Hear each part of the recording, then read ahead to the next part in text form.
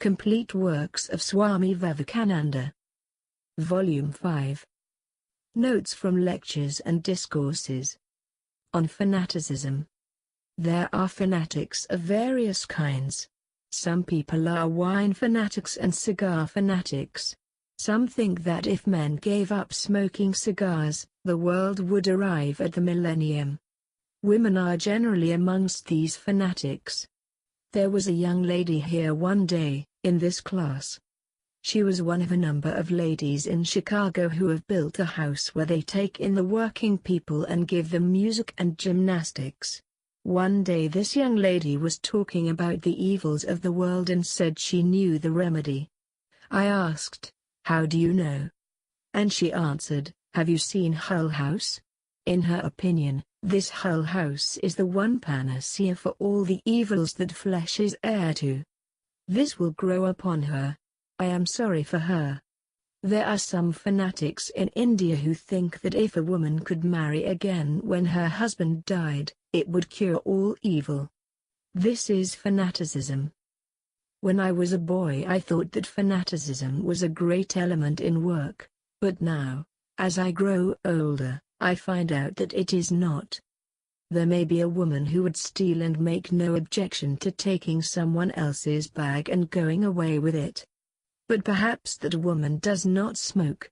She becomes a smoke fanatic, and as soon as she finds a man smoking, she strongly disapproves of him, because he smokes a cigar. There may be a man who goes about cheating people, there is no trusting him, no woman is safe with him. But perhaps this scoundrel does not drink wine.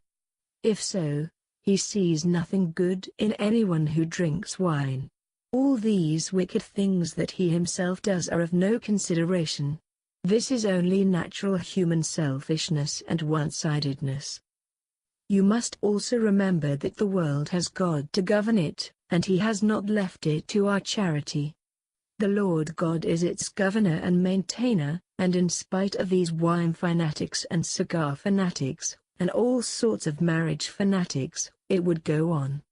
If all these persons were to die, they would go on none the worse. Do you not remember in your own history how the Mayflower people came out here, and began to call themselves Puritans? They were very pure and good as far as they went, until they began to persecute other people, and throughout the history of mankind it has been the same. Even those that run away from persecution indulge in persecuting others as soon as a favorable opportunity to do so occurs. In 90 cases out of 100, fanatics must have bad livers, or they are dyspeptics, or are in some way diseased. By degrees even physicians will find out that fanaticism is a kind of disease. I have seen plenty of it. The Lord save me from it. My experience comes to this, that it is rather wise to avoid all sorts of fanatical reforms. This world is slowly going on, let it go slowly. Why are you in a hurry? Sleep well and keep your nerves in good order, eat right food, and have sympathy with the world. Fanatics only make hatred. Do you mean to say that the temperance fanatic loves these poor people who become drunkards? A fanatic is a fanatic simply because he expects to get something for himself in return. As soon as the battle is over, he goes for the spoil. When you come out of the company of fanatics you may learn how really to love and sympathize. And the more you attain of love and sympathy, the less will be your power to condemn these poor creatures, rather you will sympathize with their faults. It will become possible for you to sympathize with the drunkard and to know that he is also a man like yourself. You will then try to understand the many circumstances that are dragging him down, and feel that if you had been in his place you would perhaps have committed suicide. I remember a woman whose husband was a great drunkard, and she complained to me of his becoming so. I replied, "Madam, if there were 20 millions of wives like yourself, all husbands would become drunkards. I am convinced that a large number of drunkards are manufactured by their wives. My business is to tell the truth and not to flatter anyone. These unruly women from whose minds the words bear and forbear are gone forever, and whose false ideas of independence lead them to think that men should be at their feet, and who begin to howl as soon as men dare to say anything to them which they do not like. Such women are becoming the bane of the world, and it is a wonder that they do not drive half the men in it to commit suicide. In this way things should not go on.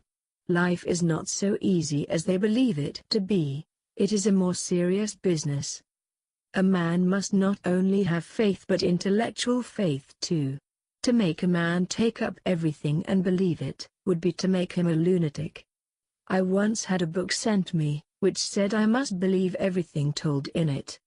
It said there was no soul, but that there were gods and goddesses in heaven, and a thread of light going from each of our heads to heaven. How did the writer know all these things? She had been inspired, and wanted me to believe it too, and because I refused, she said, "You must be a very bad man. There is no hope for you." This is fanaticism.